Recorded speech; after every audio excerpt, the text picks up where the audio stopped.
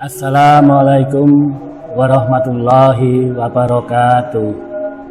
Alhamdulillah hadana li hada wa ma kunna linahtadiya laula an hadana. Laqad ja'at rasulur bina bil haqq wa nutu andil kumul jannatu ristumya bima kuntum ta'malun. Asyhadu an la ilaha illallah wa asyhadu anna Muhammadar Rasulullah sallallahu alaihi wasallam wa alihi washabihi amma ba'da. Yang saya hormati para pemirsa, kaum muslimin dan muslimat dimanapun Anda berada, ya, kalau Allah Ta'ala fil Quranul Karim, ya, itu pada surat Al-Baqarah ayat 184 dinyatakan A'udzubillahi minasyaitonirrajim. Bismillahirrahmanirrahim. Ayamman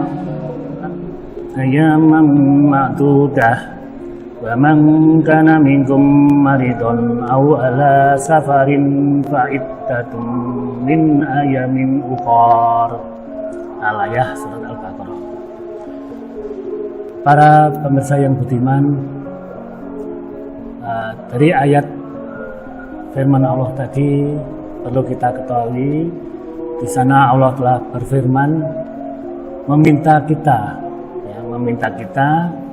bahwasanya dinyatakan bahwa puasa itu ada beberapa hari yang dihitung. Jadi ada hitungannya yang mana sekitar 29 atau sampai 30 hari. Ya. Kemudian dinyatakan juga Allah berfirman, barang siapa di antara kalian yang sakit atau dalam keadaan bepergian, maka hitungannya pada hari yang lain. Yang dimaksud di sini adalah wajib bagi kita, apalagi kita yang sakit, kita masih muda, tetapi saat Ramadan kita diqadar Allah sakit, atau pada saat itu kita ya ada keperluan yang mendadak sehingga kita perlu melaksanakan bepergian yang jauh, ya, sekiranya di situ sekitar 90 km atau lebih, maka di situ kita diperbolehkan untuk tidak berpuasa. Pada ayat selanjutnya dinyatakan fa'idatun min ayamin ukhor. Jadi hitungannya pada hari yang lain.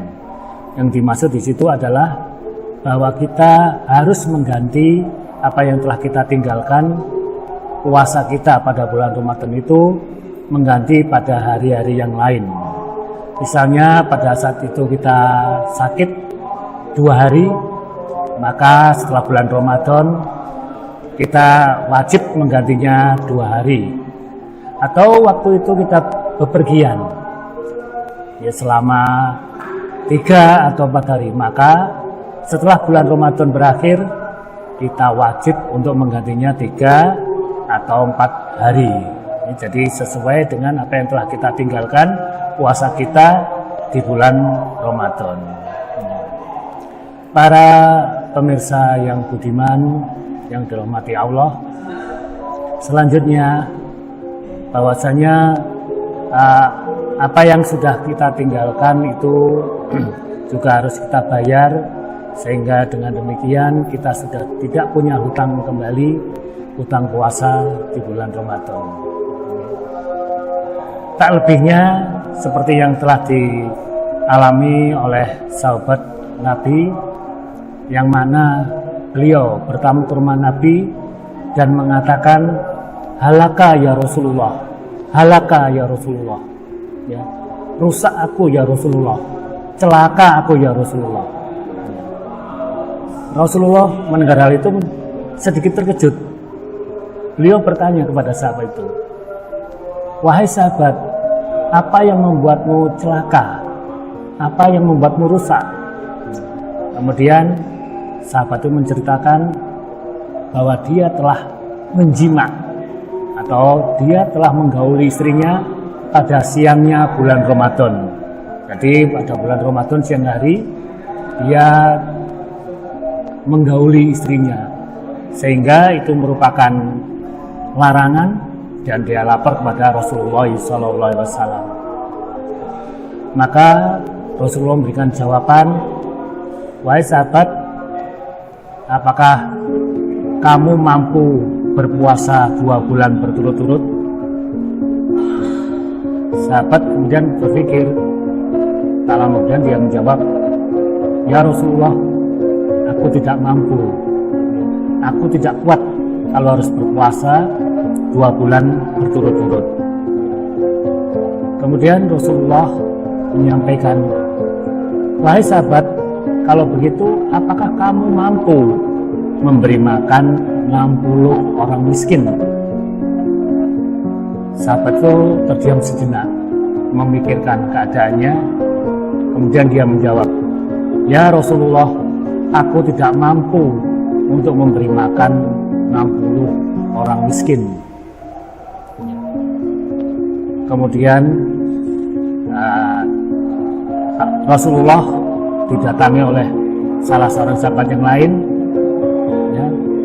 Dia Rasulullah diberikan semangkuk kurma, dan kemudian Rasulullah mengambil semangkuk kurma itu diberikan kepada sahabat yang tadi telah menyatakan celaka tadi. Wahai sahabat, kalau begitu ini ada semangkuk kurma, coba engkau berikan kepada orang yang di sekelilingmu, yang kamu sedekahkan semangkuk kurma ini kepada orang-orang yang di sekelilingmu. Kemudian sahabat itu merenung sejenak, kemudian dia dengan gelisah menerima mangkuk kurma itu dan kemudian berkata kepada Rasulullah, ya Rasulullah, tidak ada di dalam 2 tanah haram ini, Mekah dan Madinah, itu orang yang paling tidak beruntung atau orang yang paling miskin di daerah ini kecuali saya, ya Rasulullah. Mendengar hal itu, Rasulullah tertawa terbahak-bahak sehingga kelihatan gigi gerahamnya.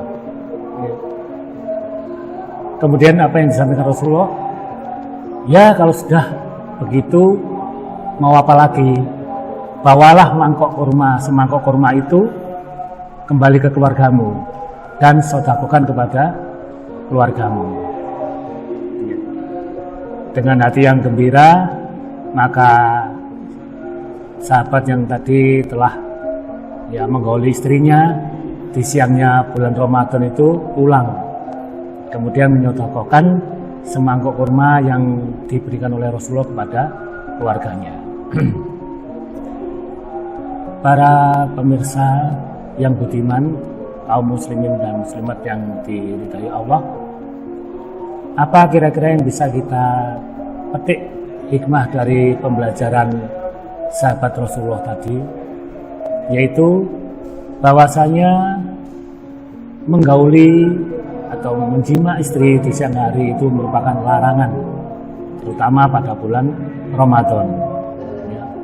Sedangkan kalau dia sudah sampai terlanjur demikian, maka sebagai kafarohnya, penggantinya, maka dia wajib orang tersebut melaksanakan puasa pengganti selain bulan Ramadan selama 2 bulan berturut-turut.